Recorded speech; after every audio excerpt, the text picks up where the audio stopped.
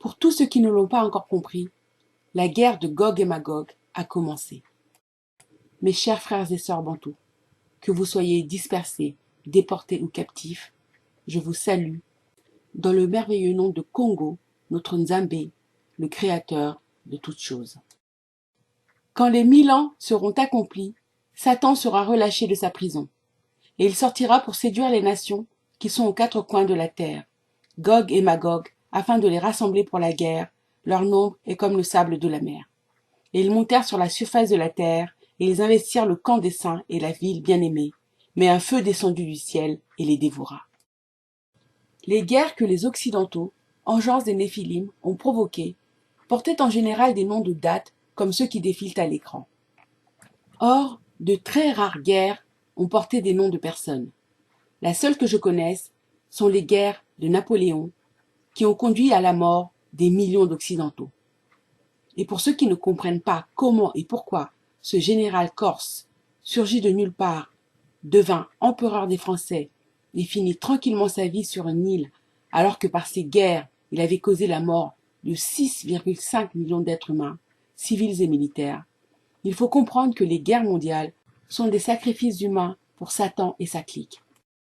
Napoléon devait, par ses millions de morts, bénir sataniquement cette nouvelle ère politique, apparition de la République, en remplacement des vieilles monarchies en France, en Allemagne, en Autriche-Hongrie et en Russie. Or tout le monde sait maintenant que la République est une construction maçonnique, donc satanique. Et comme il n'y a rien de nouveau sous le soleil et que l'histoire se répète, pour ce nouvel ordre mondial satanique qu'ils veulent mettre en place, ils ont besoin de nouveaux sacrifices humains de masse. La Bible nous parle de la guerre de Gog et Magog. Dans certaines versions de la Bible, on pourrait croire qu'il s'agit de territoires, mais c'est une erreur. Ce sont toujours des peuples qui font la guerre. Donc Gog et Magog sont 2 peuples qui, comme leur nom l'indique, sont intimement liés. Il s'agit du même peuple séparé en 2 entités différentes, une plus grande, Magog, et l'autre plus petite, Gog. Et ces peuples sont représentés par leurs chefs, leurs leaders, qui mènent bataille dans un même objectif, car ils ne sont pas en lutte l'un contre l'autre, mais conjointement, Gog et Magog. Or, comme pour des noms de personnes, très rares sont les guerres qui ont porté des noms de peuples. Moi, ça me fait penser à la guerre des Boers, ou Bourses, selon la prononciation, qui se disputaient avec les Britanniques le contrôle de la riche et bénie terre promise des Bantous, l'Afrique australe. Vous connaissez le point commun entre Napoléon et les Boers? Ils sont les rejetons de Oholibama, la caucasienne, la femme d'un dieu étranger aux Bantous. Ça vous étonne? Alors, à votre avis, qui croyez-vous que sont Gog et Magog? Cherchons d'abord dans la Bible pour les dévoiler. Nous avons une généalogie dans Genèse 10 qui est reprise dans 1 Chronique 1. La Bible falsifiée, laissée à notre disposition, nous donne la liste, dans l'ordre des naissances, des fils de Nokanoé, Sem, Cham et Japhet, dans la prononciation française.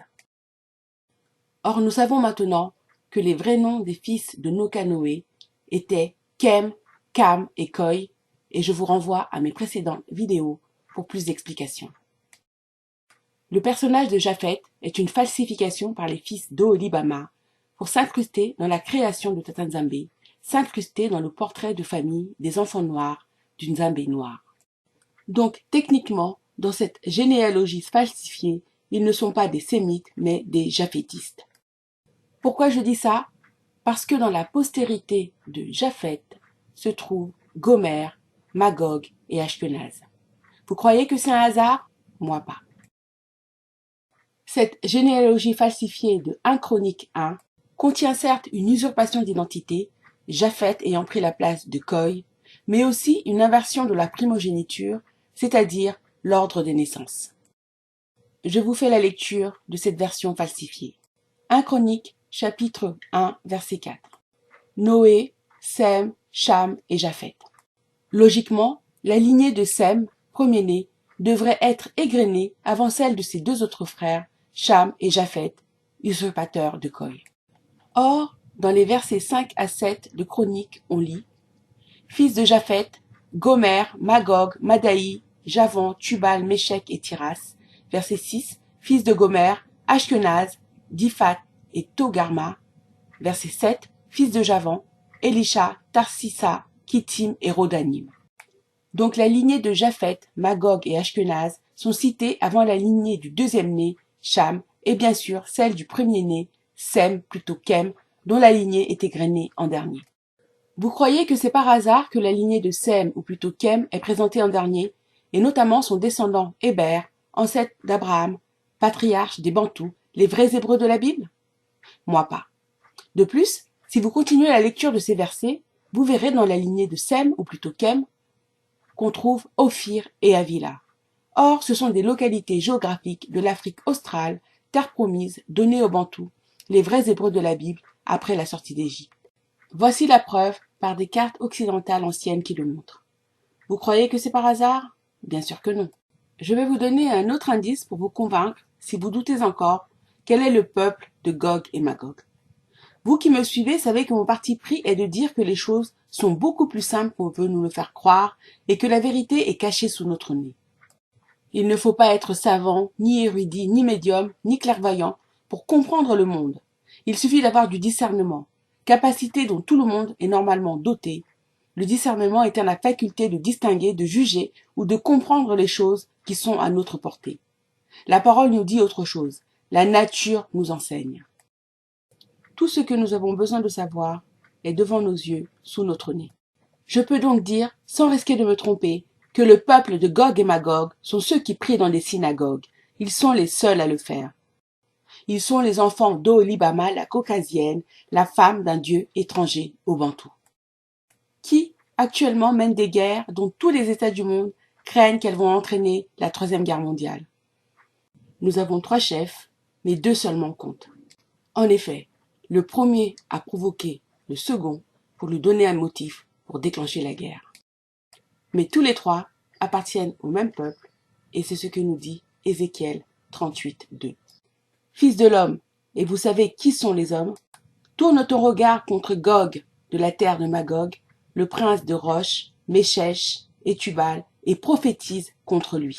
Or nous savons que les fondateurs de l'État que je ne nommerai pas pour ne pas honorer les démons d'Égypte sont originaires de cette région du Caucase, connue anciennement sous le nom de Tartarie. Ils viennent tous de la zone caucasienne dont est issue Oholibama, la fille d'un dieu étranger au Bantou. Leur antagonisme n'est que de façade. Ils ont un objectif commun, dominer le monde en instaurant un nouvel ordre mondial. Pour le faire, ils doivent contrôler l'Afrique en nous exterminant, nous les Bantous, peuple de l'alliance avec Tatanzamé. Ces 3 chefs, émanations d'un même peuple, exercent une influence telle qu'ils peuvent compter sur les autres nations du monde pour leur fournir des armements et des soldats. D'autant que, contrairement aux apparences, les enfants d'Oholibama n'ont pas seulement migré à l'ouest du continent eurasiatique, mais ils sont aussi allés à l'est, vers l'Orient, où ils se sont sinisés. La preuve en est cette forme très particulière d'organisation économique, politique et sociale qui est leur marque de fabrique, le communisme, une forme d'esclavage dont nous connaissons les dérives. Ils l'ont pratiqué en Russie, en Chine, en Corée du Nord, au Cambodge, et dans cet État dont je ne donnerai pas le nom pour ne pas honorer les démons d'Égypte. Le nouvel ordre mondial n'est rien d'autre que du communisme.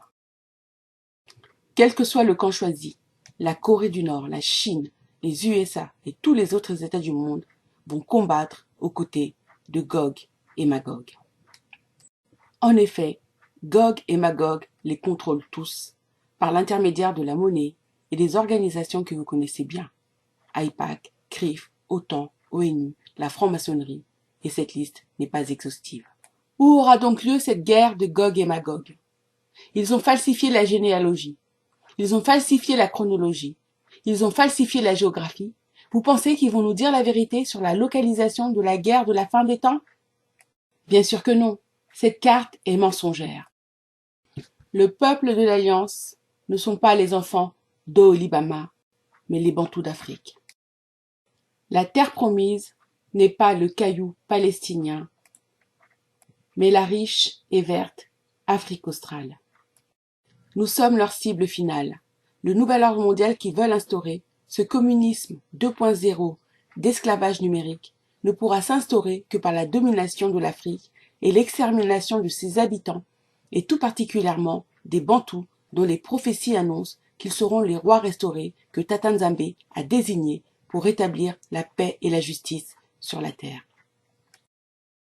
Et là encore, on retrouve le rôle singulier de cet État sans nom, l'Afrique du Sud, le ciel du monde. Ceux qui ont une vision spirituelle ne comprennent pas l'appartenance de l'Afrique du Sud aux BRICS. L'agneau dans le clos des loups voraces. Que fait ce kémite avec un E, avec l'engeance des Néphilim? Ceux qui ont une vision spirituelle comprennent encore moins pourquoi c'est l'Afrique du Sud et non pas les États arabes qui a porté plainte contre cet État que je ne nomme pas pour ne pas honorer les démons d'Égypte et qui est Gog pour dénoncer les massacres sur les cailloux palestiniens. Pourquoi l'Afrique du Sud monte-t-elle au créneau pour défendre les Palestiniens alors qu'elle ne porte pas plainte contre les massacres de ses frères dispersés au Congo avec un petit c? Parce que l'Afrique du Sud est la captive que la Bible évoque dans Ésaïe 49, verset 9. En effet, les prophéties de malédiction contre lesquelles Tata Nzambe nous avait mis en garde ont trouvé à s'appliquer car nos pères, nos cocos, une fois arrivés sur la terre promise, qui est l'Afrique australe, ont continué à adorer les démons d'Égypte.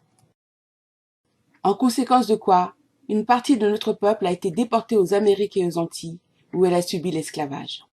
Une autre partie a été dispersée en Afrique centrale, où elle a subi la colonisation et l'exploitation. Et la dernière partie, restée sur place en Afrique australe, a subi la captivité, les vols de ses terres et les mauvais traitements, l'apartheid n'étant que la dernière modalité des châtiments que nous avons endurés et qui ne sont pas encore finis. Et les exécutants de ces châtiments que notre peuple a subis en déportation, en dispersion ou en captivité ont toujours été les mêmes. Les fils de Olibama, la caucasienne, la fille d'un dieu étranger et opposant à Tata Nzambe. Nos frères d'Afrique du Sud sont toujours sous leur domination politique, économique et financière car ils y vivent encore. La plainte de l'Afrique du Sud est un stratagème, leur manigance pour donner à Gog un prétexte pour l'attaquer car leur chef a dit qu'il s'attaquera à tous les États qui s'opposeront à eux. C'est pourquoi l'Afrique du Sud, et plus généralement l'Afrique australe, sera le théâtre de la guerre de Gog et Magog. En effet, Apocalypse 20, verset 9 nous donne une précision géographique. Et ils montèrent sur la surface de la terre, et ils investirent le camp des saints et la ville bien-aimée. Et la ville bien-aimée, nous le savons, est Yélé Salama, la véritable Jérusalem biblique qui se trouve dans le désert du Kalahari. Mes frères et sœurs bantous, nous sommes le peuple le plus faible de la terre, car nous n'avons pas d'armée surentraînée, ni les armements de destruction massive qu'ils possèdent. Mais ce jour-là, les prophéties d'Ézéchiel 38 et 39 trouveront à s'appliquer. Dans notre faiblesse, Tata Nzambe va manifester sa force. Et c'est là aussi que le serpent sera écrasé, parce que l'Afrique du Sud est la tête du monde. Prenez courage, mes frères et sœurs bantous, car des temps très durs approchent. Mais c'est notre restauration qui se poursuit. Personne ne peut échapper à l'accomplissement des prophéties. Nos pères n'ont pas échappé à la destruction de Yélé Salama après la mort de l'Issaïa Congo de cette époque. Ils n'ont pas échappé à la dispersion, à la déportation et à la captivité. Gog et Magog et toutes les nations qui les suivront dans ce projet satanique de s'attaquer au peuple de l'Alliance sur sa terre sainte ne pourront pas échapper à la destruction massive qui va s'abattre sur eux. Je vous remercie pour votre écoute, vos commentaires, vos pouces en l'air et vos partages, et je vous dis à très vite.